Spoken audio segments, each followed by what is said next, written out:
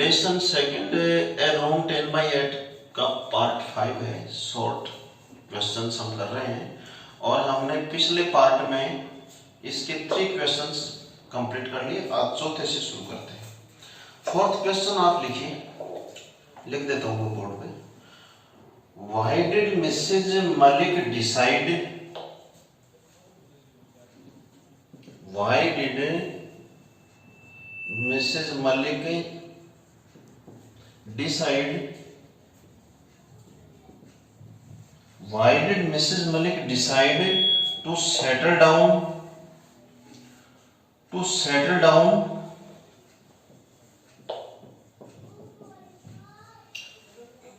to settle down in Delhi permanently, in Delhi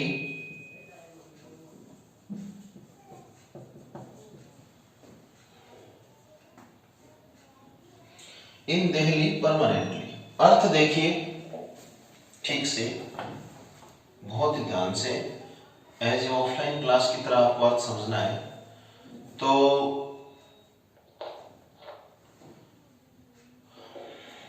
करें शुरू, ध्यान दो।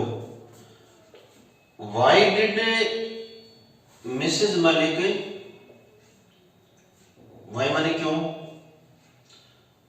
मिसेज मलिक श्रीमती मलिक ने डिसाइड निश्चय किया। श्रीमती मलिक ने क्यों निश्चय किया? टू सेटल डाउन बस जाने का या बसने का, जैसे भी आप लिखना चाहो लिख लो। इन दिल्ली दिल्ली में, परमानेंटली स्थायी रूप से। तो क्वेश्चन ये है कि श्रीमती मलिक ने दिल्ली में स्थायी रूप से बस जाने का निश्चय क्यों किया। देखिए हमने पाठ पढ़ा और पाठ का सारांश आपके दिमाग में है, समझ आपके दिमाग में है तो आप समझ जाओगे कि एक जगह जिक्र आया है कि वो अपने पति के बार बार होने वाले तबादलों से परेशान हो गई थी। एक कारण तो ये रहा था। दूसरा कारण ये रहा था कि वो बच्चे अब बड़े हो गए थे।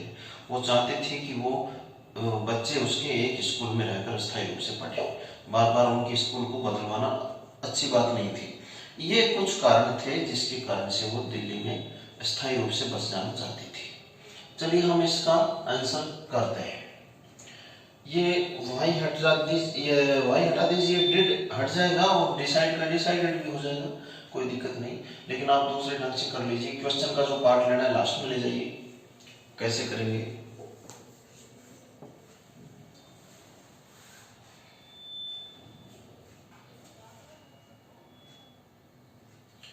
देखिए Mrs Malik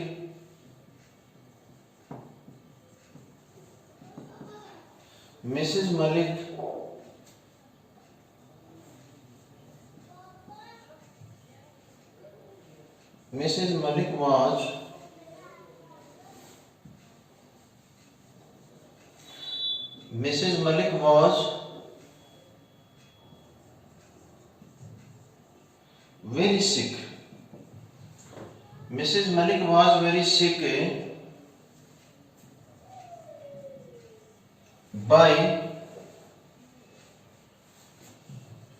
Mrs. Malik was very sick by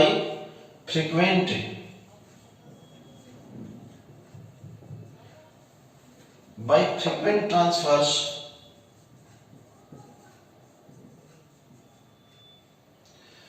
Mrs. Malik was very sick by frequent transfers of her husband.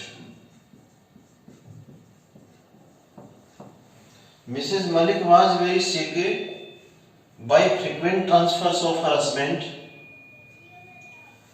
तो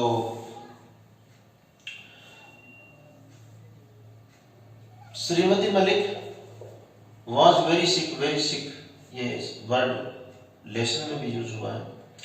बहुत परेशान थी। वेरी सिक का अर्थ होगा बहुत परेशान थी। वॉज वेरी सिक, बहुत परेशान थी। श्रीमती मलिक बहुत परेशान थी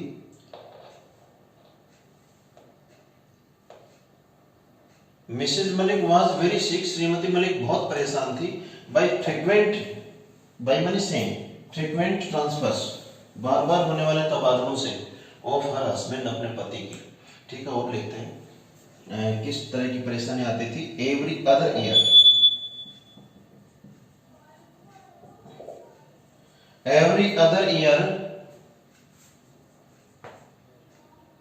every other year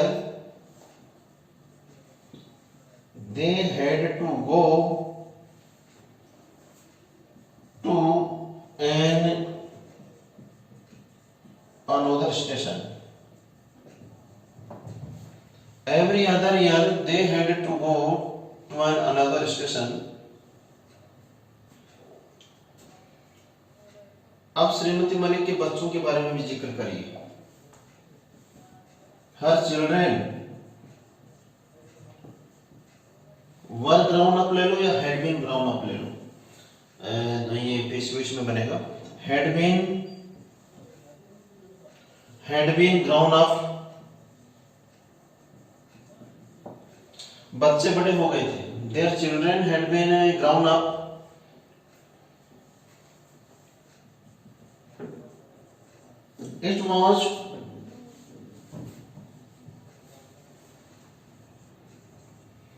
it was not proper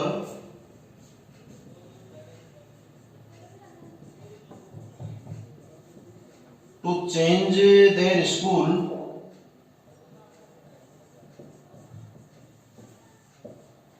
again and again.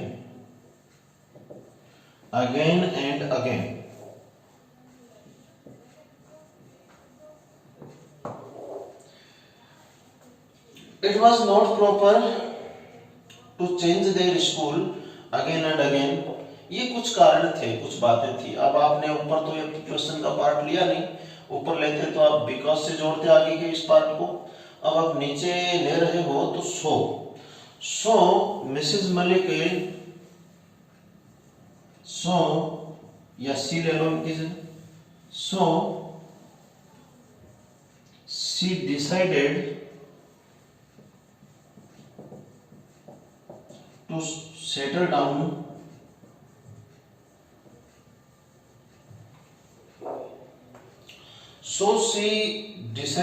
settle down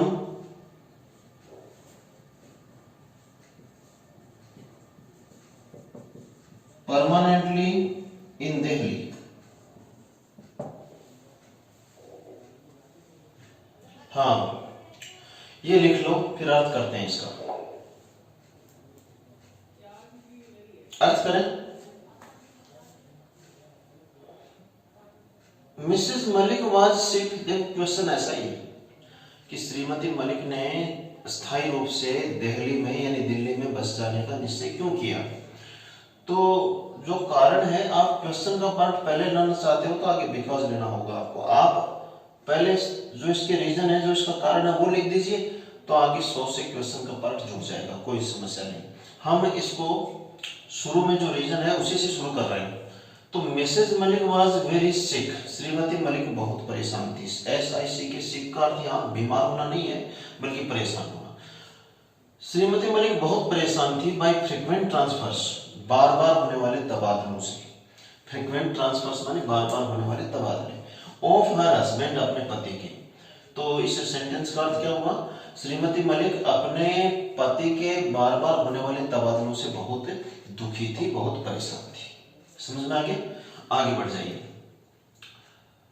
every other year, हर दूसरे साल। एवरी अदर ईयर जो फ्रेज है इसका अर्थ बनेगा हर दूसरे साल। एवरी अदर ईयर, हर दूसरे साल।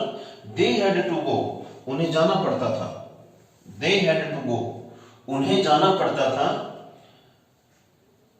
एन अनदर स्टेशन, किसी अन्य स्थान पर। एन अनदर स्टेशन का लिखिए, अन्य स्थान पर। हर दूसरे साल उन्हें अन्य स्थान पर जाना पड़ता था। समझ में आ गया? हर, तो एक कारण तो ये रहा। Her children had been grown up, उसके बच्चे बड़े हो गए थे। हर श्रीमती मलिक के लिए आया है, क्योंकि क्वेश्चन में ज्यादा मोस्टली जिक्र मिसेज मलिक का ही हुआ है। Her children had been grown up, उसके बच्चे बड़े हो गए थे। हैड बीन ग्राउंड अप माने बड़े हो चुके थे, उसके बच्चे बड़े हो गए थे। इट वाज नॉट प्रॉपर, ये उचित नहीं था। To change their school again, to change माने बदलना, देयर स्कूल माने उनका विद्यालय या उनका उन बच्चों का विद्यालय बदलना, अगेन एंड अगेन, बार बार उन बच्चों का विद्यालय बार बार बदलना अच्छी बात नहीं थी। इट वाज नॉट प्रॉपर, ये उचित नहीं था। और ये बात भी सही है भाई कि 8वीं क्लास के आसपास या इसके ऊपर की क्लास में जब बच्चा आ जाए तो उसको 2-4 साल अच्छी स्कूल में एक ही जगह पढ़ाया जाना बहुत अच्छा रहता है। चलिए, ये सारे कारण थे। आप 100 से जोड़ दीजिए। सो सी डिसाइडेड, इसलिए उसने निश्चय किया, अर्थात सी है यहाँ मिसेज मलिक, इसलिए उसने निश्चय किया टू सेटल डाउन, बस जाने का, इन परमानेंटली, अस्थायी रूप से, इन दिल्ली, दिल्ली में ही अस्थायी रूप से बस जाने का निश्चय किया। समझ में आ गया? चलो इसको मिटाते हैं और अगला क्वेश्चन लिखते हैं।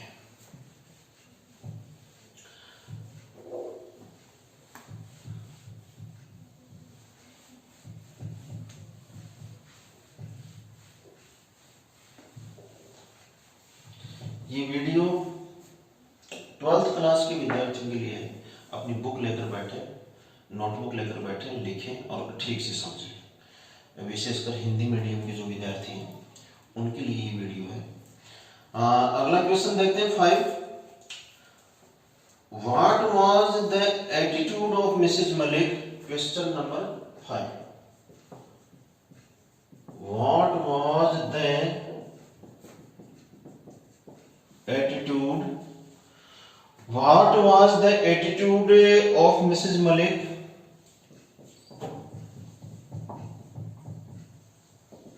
Attitude of Mrs. Malik towards her mother-in-law, towards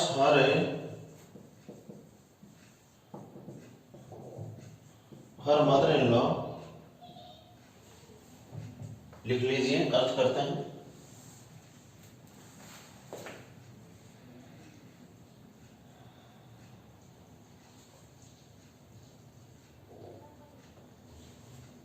करें शुरू।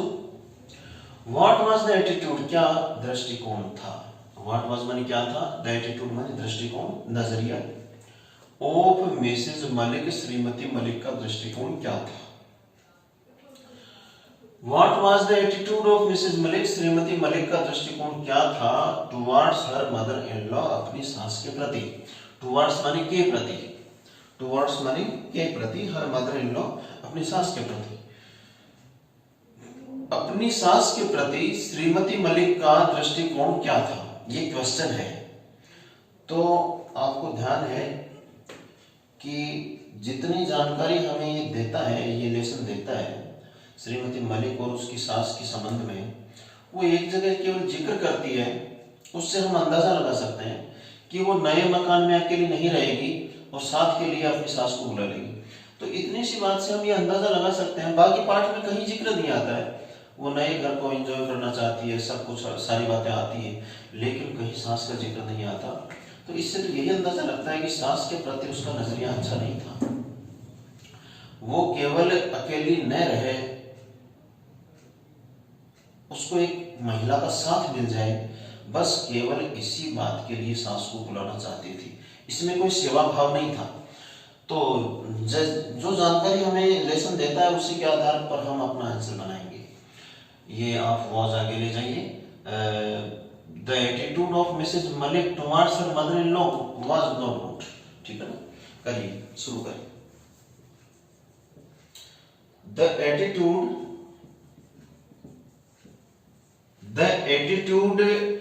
Of Mrs Malik towards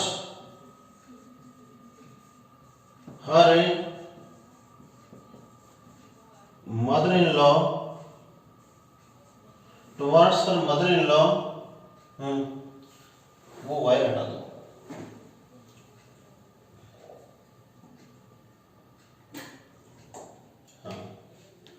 The attitude of Mrs. Malik towards her mother-in-law was not good. Was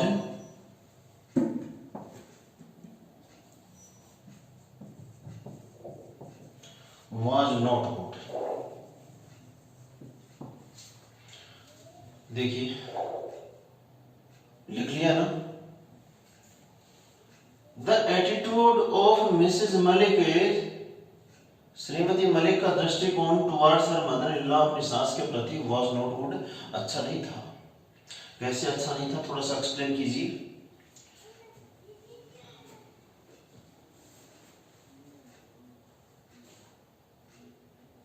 Mrs Malik wanted to have her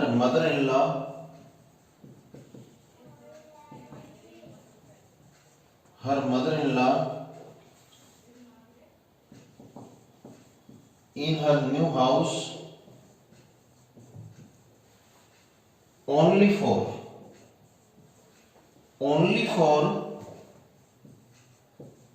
her company,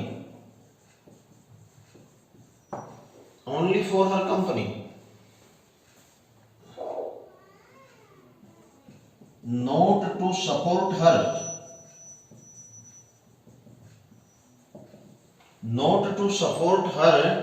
in her old age।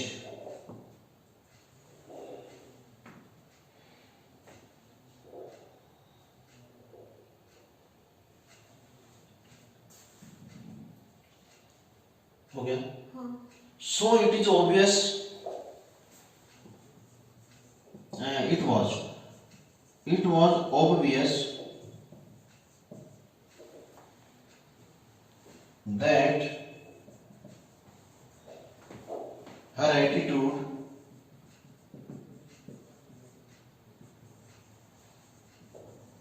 towards her mother-in-law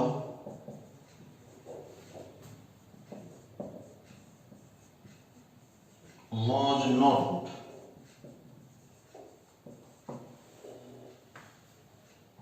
ये लिख लीजिए। अगर आपको लगे ये थोड़ा वर्ड लिमिट से अब हो जा रहा है तो आप ये जो है ना यहां से इसको आप मत लिखना, लेकिन एक बार इसको जोड़े रखिए। अर्थ कर लेते हैं ठीक से। करें अर्थ। The attitude of Mrs Malik, श्रीमती मलिक का दृष्टिकोण, एटीट्यूड में दृष्टिकोण, ऑफ मिसेज मलिक, श्रीमती मलिक का दृष्टिकोण, towards her mother in law, अपनी सास के प्रति, वाज नॉट गुड, अच्छा नहीं था। श्रीमती मलिक का दृष्टिकोण अपनी सास के प्रति अच्छा नहीं था। मिसेज मलिक वांटेड, श्रीमती मलिक चाहती थी, टू हैव, पास में रखना, साथ में रखना, हर मदर इन लॉ, अपनी सास को। श्रीमती मलिक अपनी सास को अपने पास रखना चाहती थी, इन हर न्यू हाउस, अपने नए घर में, ओनली फॉर हर कंपनी, केवल उनके साथ के लिए, केवल उनका साथ पाने के लिए, केवल उनकी संगति प्राप्त करने के लिए, मतलब साथ रखने के लिए, कि वो अकेली नहीं रहना चाहती थी उस नए घर में, तो केवल एक महिला का साथ मिल जाए। नॉट टू सपोर्ट हर, उनकी सहायता करने के लिए नहीं, उनको सहारा देने के लिए नहीं, इन हर ओल्ड एज, उनकी वृद्ध उम्र में, उनकी वृद्धावस्था में, यानी उसकी सास की जो वृद्धावस्था थी, वृद्ध उम्र थी, इसमें उनका सहयोग करने के लिए, उनको सपोर्ट करने के लिए, यानी उनकी सेवा करने का भाव नहीं था। नॉट टू सपोर्ट मानी सेवा भाव नहीं था। हर, उनके लिए, यानी अपनी सास के लिए, इन हर ओल्ड एज, उनके वृद्धावस्था के दिनों में, यानी वो केवल और केवल उन्हें क्यों रखना चाहते थे, कंपनी के लिए, साथ प्राप्त करने के लिए। तो ये क्लियर हो गया। सो इट वाज ऑब्वियस, इसलिए स्पष्ट था, इट वाज ऑब्वियस, ये स्पष्ट था, ऑब्वियस माने स्पष्ट। सो इट वाज ऑब्वियस, इसलिए स्पष्ट था, दैट की her attitude towards her mother in law, कि उनकी सास के प्रति उनका दृष्टिकोण, वाज नॉट गुड, अच्छा नहीं था। वैसे काफी बातें आई, आपको पता है ना, वो सास को सुलाना कहाँ चाहते थे, वो रखना कहाँ, किस कमरे में, वो स्टोर रूम में रखना चाहती थी। यानी सास जो घर की एक प्रकार से मालकिन थी, मालकिन के साथ वो उनको कोई सिलेक्टेड रूम भी नहीं देना चाहती थी, वो उनको स्टोर रूम में सुलाना चाहती थी कि वो जल्दी ही खत्म हो जाएंगी और उनकी मृत्यु के ठीक बाद में उस कमरे को क्या बना लिया जाएगा, स्टोर रूम में बदल लिया जाएगा। तो कुल मिलाकर उनका वो इतनी बातें तो हम लिखेंगे तो ये और लॉन्ग हो जाएगा, लेकिन कुल मिलाकर इन सब बातों से यही ऑब्वियस होता है, यही स्पष्ट होता है कि उनका दृष्टिकोण सास के प्रति अच्छा नहीं था। समझ में आ गई बात? चलो हम अगला लिखते हैं।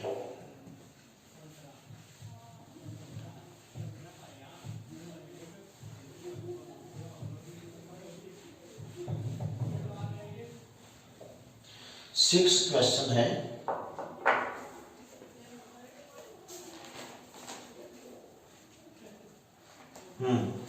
What were Mrs. Malik's plans? Question number 6. What were Mrs. Malik's plans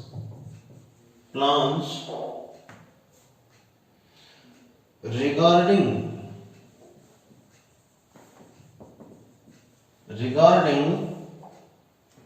the furniture for the new house? Regarding the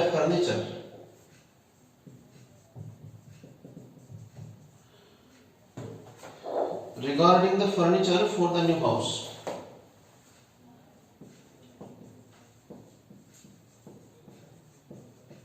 हाँ, लिख लीजिए, अर्थ करते हैं फिर।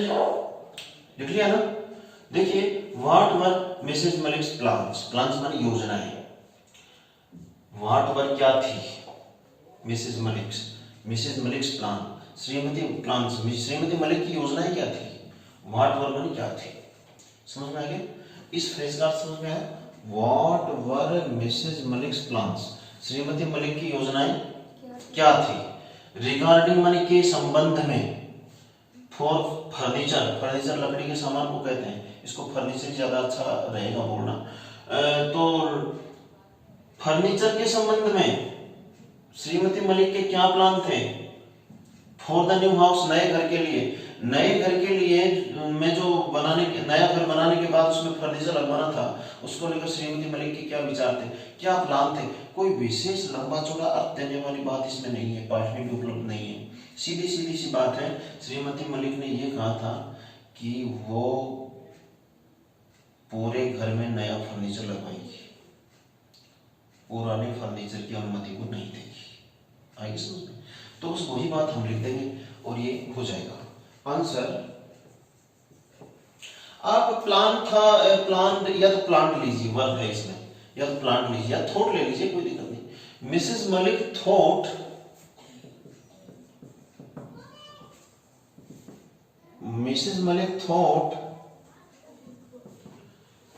that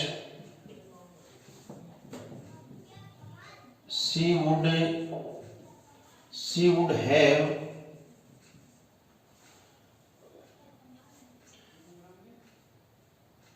would have new furniture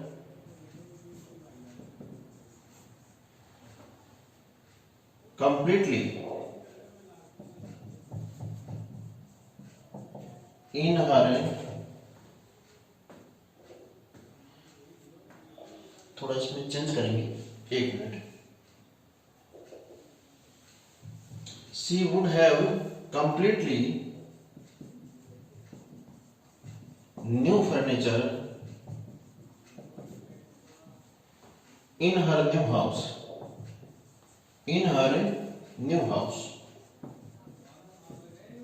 हाँ, Mrs. Malik thought that she would have completely new furniture in her new house. क्या सोचा?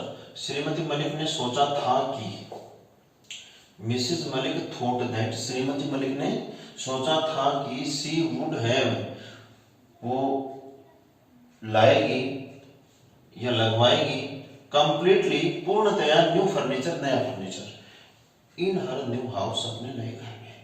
ये विल का पास्ट है वुड, ठीक है ना?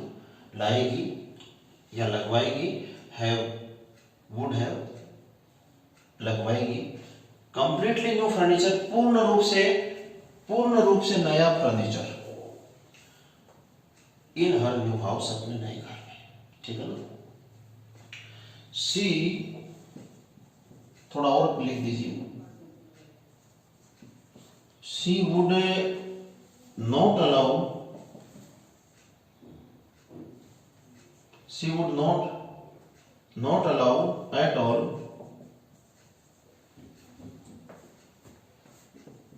the old furniture